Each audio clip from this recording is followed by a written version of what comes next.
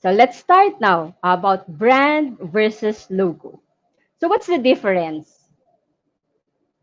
Logo and the brand. Usually when we see logo, people are familiar. You know what the M of McDonald's is, right? You know that it's a logo. But some people think that it's also a brand. So what really is the difference between a brand and a logo? Even for marketers, some of them still get confused. What's the difference between both? Okay, so the logo is it's a small piece of your brand. It's what people see. It's the M in McDonald's. It's the three diamonds of Mitsubishi.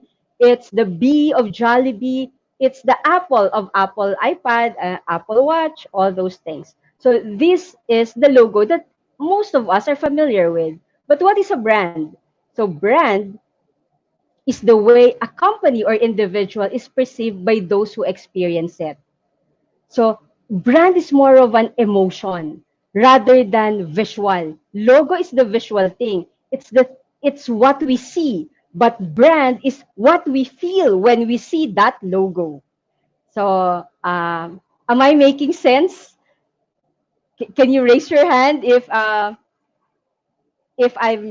giving a clear understanding of what logo is and what brand is? Sige, ayan. Apple.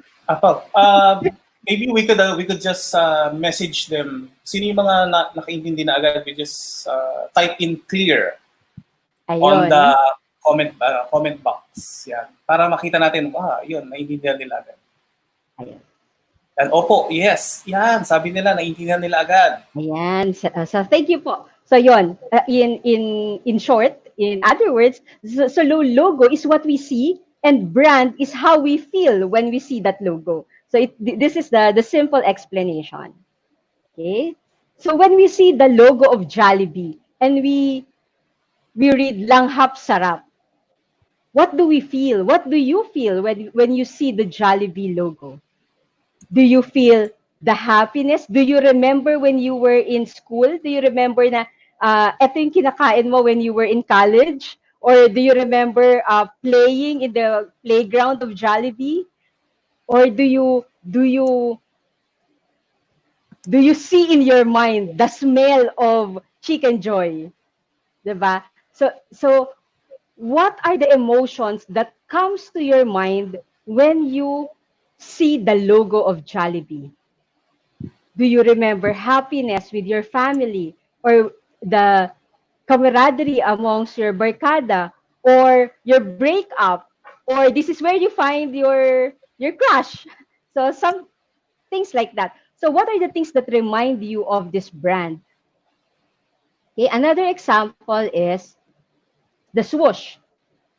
When you see a man or a lady carrying a shopping bag with a swoosh of Nike, ano naiisip natin? We say, oh, buti pa siya, maybe he got a new Jordan, diba? Yung ganon. So, even if we don't know what's inside that package, that bag, when we see the logo of Nike, we know, when we see that swoosh, we know that it is really it's about athletics, it's about good quality shoes, it's basketball or probably tennis.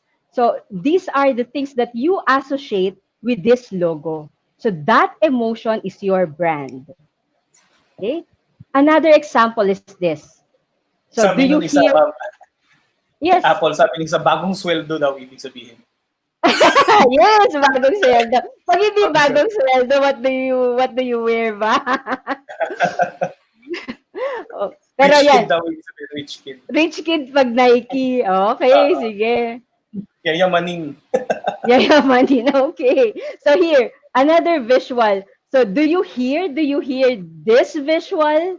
So even without the logo of this soda product, even without the logo, but you hear it, right? In your mind, in your thirst, you already know what it is. So the power of branding, the power of advertising, that even if you don't see the brand, you don't see the logo, but the emotion of the brand is with you already, you can hear it even without looking at the logo. It's a static image, hindi siya animation, hindi siya commercial. It's just a photo. But you can hear na parang ang sarap ata mag-cook. I'll probably get one Coke now. Yung ganon. Diba? So this is the power of branding. Teka, Okay? kuha lang ako So ng ano ha, kuha lang ako ng soft drinks. sige, sige, Nakuha ko. sige, sir. Go, go, go, go. Sige. And kayo rin po, if you want to get something, soda or bread, or want to go to the loo, then feel free. So we're just having a convo. So brand is your company's most valuable asset. Why? Why is your brand most valuable asset? Because it's the thing that people remember your brand. Okay? People remember what you stands for, what your logo is for. So it's your most valuable asset because people often see your logo and it's always associated with the emotions that you have with that logo, and that is branding.